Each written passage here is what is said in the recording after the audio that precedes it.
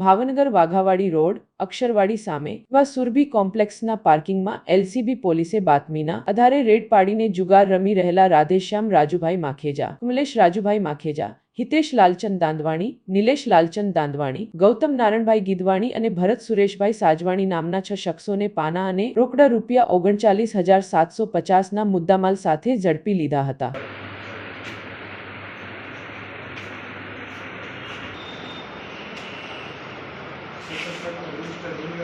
register